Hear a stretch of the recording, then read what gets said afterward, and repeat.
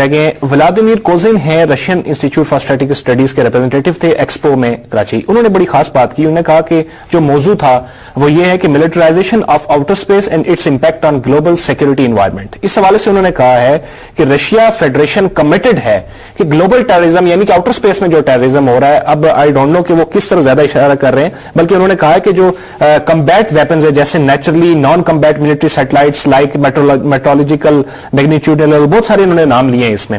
اس حوالے سے ان کا اشارہ تھا پاکستان کیا کر رہا ہے. سوال یہ ہے ہم کیا کر رہے ہیں آؤٹر اسپیس میں. نہیں دیکھیں, پاکستان تو بہت پیچھے ہے نا, ہم تو آؤٹر اسپیس میں کہیں پہ بھی نہیں ہے. ہمارا جو اسپیس ریلیٹڈ پروگرام ہے باقی اداروں کی طرح میں سمجھتا ہوں اس کے بارے میں ہم نے نہ آج تک کوئی خاص سنا اور نہ ہی اس کے بارے میں کوئی خاص توقع ہے, جبکہ انڈیا ہم سے بہت آگے ہے.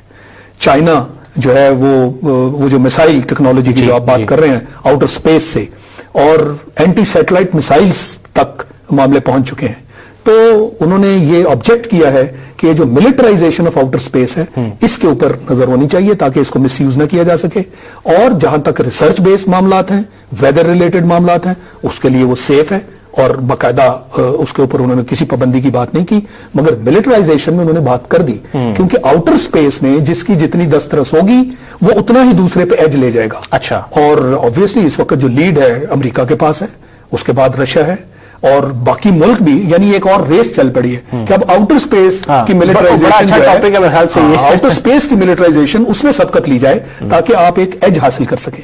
تو میرے خیال میں یہ اشارہ انہوں نے ٹھیک کیا ہے. جیسے ایک نیوکلیئر ریس تھی روس اور امریکہ کی, اور اس میں روس کی اکانومی جو ہے وہ تباہ کر دی انہوں نے اس ریس میں ان کو لگا کے. اسی طرح اگر آپ آؤٹر اسپیس میں ملٹری ریلیٹڈ بات کریں گے تو یہ جو خلقت ہے, یہ جو عوام ہے, ان کے اوپر پیسہ استعمال ہونا ہے, ویلفیئر, یعنی کہیں نہ کہیں تو کوئی اینڈ ہونا چاہیے نا.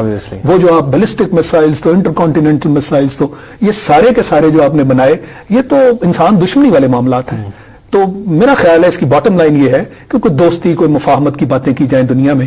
یہ نہیں ہونا چاہیے کہ آؤٹر اسپیس میں آپ جا رہے ہیں اس کو کوئی اچھے کام کے لیے استعمال کریں, کوئی ریسرچ کے لیے استعمال کریں, مگر یہ نہ ہو کہ اب فلاں ملک کو اگر میں نے تباہ کرنا ہے اسپیس سے تو مجھے کتنے ڈیڈلی ویپنز چاہیے. یہ ایک اور راستہ کھلنے جا رہا ہے. ٹھیک ہے شاہد صاحب, بہت شکریہ, آپ نے بڑی ڈیٹیل میں ہمیں وضاحت کی. جی ناظرین, اختتام سے پہلے بڑا اچھا کنکلوژن کہ دوستی اور مفاہمت کی باتیں ہونی چاہیے.